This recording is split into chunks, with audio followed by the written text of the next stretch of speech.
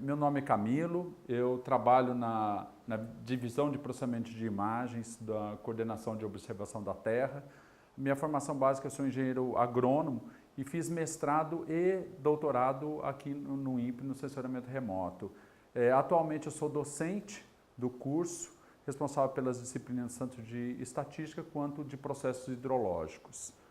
Então, a aula de hoje ela vai falar sobre modelagem hidrológica e aqui eu apresento um pequeno roteiro. A gente vai começar com uma breve definição do que vem a ser hidrologia. A gente vai falar alguns aspectos gerais da modelagem, vamos falar mais especificamente do ciclo hidrológico e seus componentes, com um enfoque principal no papel da vegetação e do solo nesse ciclo hidrológico. E vamos dar também uma ênfase, mais pela experiência do que eu trabalho, na parte de modelos digitais de elevação. Vamos falar um pouquinho dos dados do SRTM. Então, começando pela uma definição de hidrologia, uma definição bastante clássica de hidrologia. Hidrologia é a ciência que estuda a distribuição, circulação, comportamento da água no sistema terrestre. Ela também estuda suas propriedades físico-químicas e sua interação com o meio ambiente, tanto biótico quanto abiótico. Então essa é uma definição bastante ampla e, na realidade, a hidrologia ela é dividida em uma porção de áreas e dependendo da área em específico, ela vai receber diferentes nomes. Então eu tenho a hidrologia com vários nomes. Eu posso ter a hidrometeorologia, que é o estudo da água na atmosfera, a oceanografia, que é o estudo dos oceanos, a limnologia, que é o estudo das águas interiores, aí incluindo lagos e reservatórios. Eu tenho a fluviologia, que é o estudo dos rios e cursos d'água. A glaciologia, que é o estudo da água na forma de neve e gelo. E a hidrogeologia, que é o estudo das águas subterrâneas. E aí vai. Então a gente consegue identificar uma série de nomes que tratam de assuntos mais específicos ou uma parte da hidrologia como um todo. E nessa apresentação a gente vai dar um enfoque mais para a parte do ciclo hidrológico, mais da parte continental. Então o ciclo hidrológico ele é um fenômeno global de circulação de água, considerando todas as fases da água, então tanto a gasosa, quanto a líquida, quanto a sólida. E ela é um sistema fechado, então de fato ela é um ciclo quando considerado em nível global. Então, a gente só pode considerar que realmente o ciclo é totalmente fechado a nível global. Mas, normalmente, quando a gente vai estudar hidrologia, a gente dá enfoque em algum ambiente específico. Então, tem uma comunidade da hidrologia que estuda mais os aspectos ligados à atmosfera, outros ao oceano e outros ao continente. Como eu falei, a gente vai dar mais ênfase aqui na parte continental, sempre lembrando que esses ambientes, então, eles interagem entre si, então eles trocam água entre si. Então, nenhum deles em si forma um ciclo fechado. Eu preciso de todos eles para fechar esse ciclo. Aqui tem uma ideia bastante geral do que vem a ser esse ciclo hidrológico global, e esses números, eles refletem ordem de grandeza. Então, obviamente que esses números, eles não têm uma precisão muito grande. A ideia aqui é mais para apresentar ordem de grandeza. E aqui, chamando a atenção, esses números que estão circundados, em destaque, eles representam estoques. Então, em ordem de grandeza, a gente pode comparar o quanto representa, por exemplo, de água estocada nos oceanos em relação à água que é estocada sobre a superfície terrestre, e também em relação à água subterrânea. Então a gente vê que aqui na parte do oceano é uma quantidade muito grande de água em relação a esses outros dois estoques. E temos também uma grande quantidade de água estocada na forma de gelo e neve. O importante aqui, além dos estoques, é a gente considerar o que é a parte da água que circula dentro desse ciclo. E nós podemos observar que existem basicamente dois ciclos quase fechados. Então existe um ciclo aqui que ocorre sobre os oceanos, onde grande parte da água que evapora, que sai dos oceanos, ela retorna para o mesmo oceano na forma de precipitação. Então é um ciclo quase fechado. E também existe um outro ciclo quase fechado que acontece em cima dos continentes. Também essa água que evapora e transpira, depois a gente vai falar mais especificamente desses componentes, grande parte dessa água retorna também para os continentes na forma de precipitação.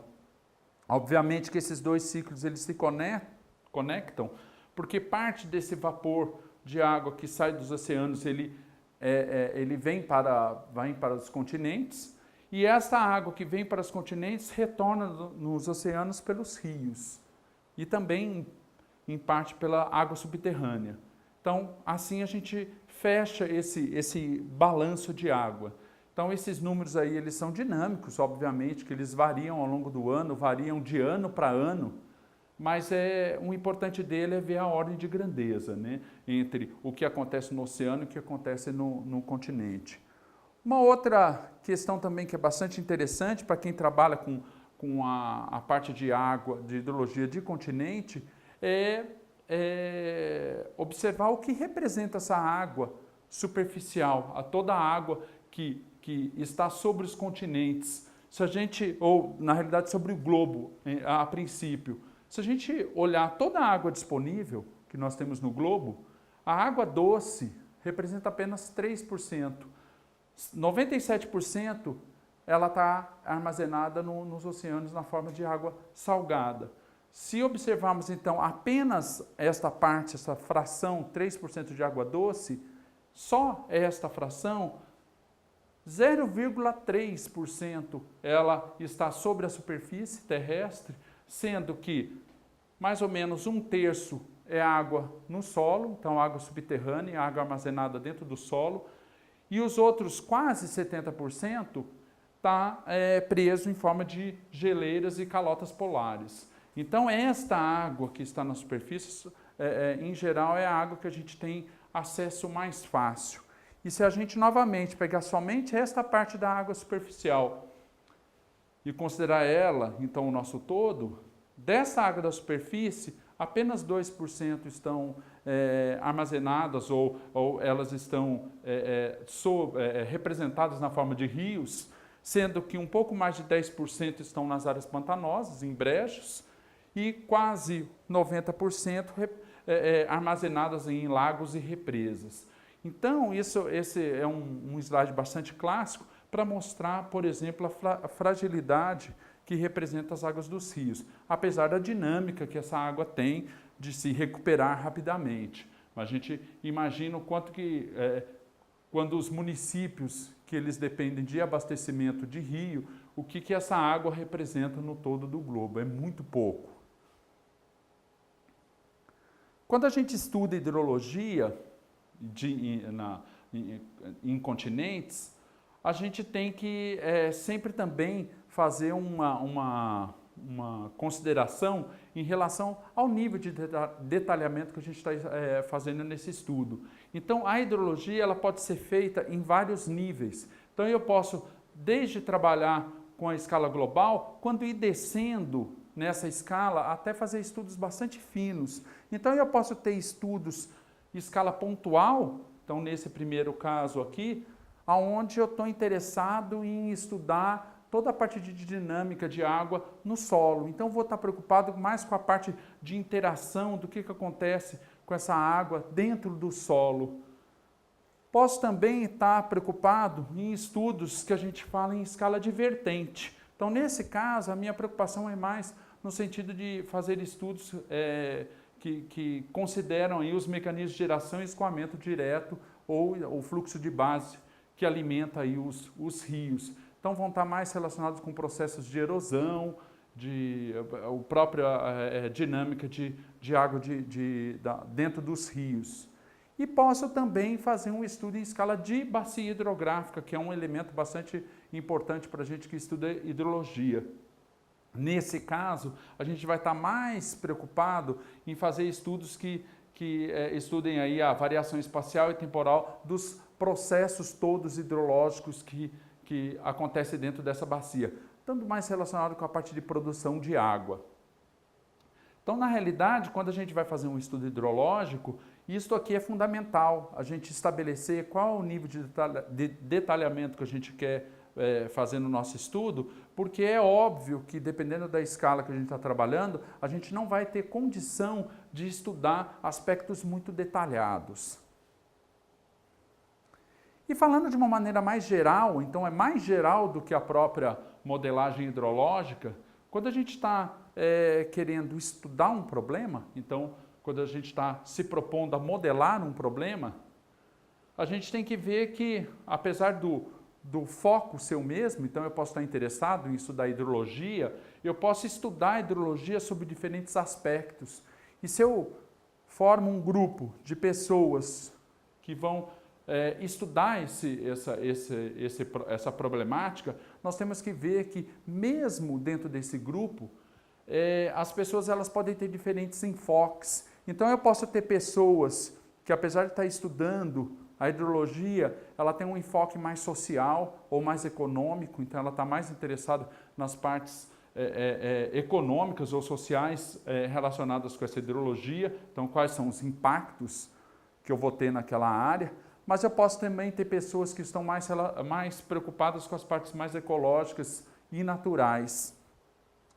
Vou ter outros indivíduos que se interessam mais da parte de traduzir todos esses fenômenos de alguma maneira em funções, em fórmulas matemáticas, e outro que vai pegar tudo isso e vai tentar colocar isso dentro de um sistema.